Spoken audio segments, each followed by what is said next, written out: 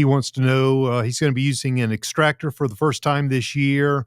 Then he makes a comment versus crush and strain, which you'll have to explain to someone who's new like I am. What is a good way to store the frames and boxes afterward? If you're using an extractor, you're not going to do the crush and strain. When you use an extractor, you're just going to take the cappings off, the cap of the honey, and then put it in the extractor and spin it.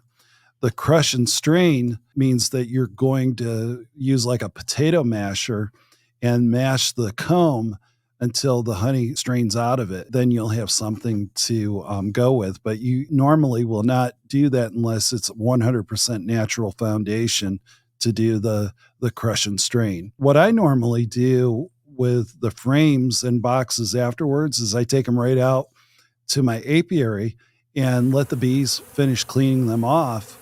And don't leave it out, though, overnight. You'll have possums and raccoons coming after it and eating your wax.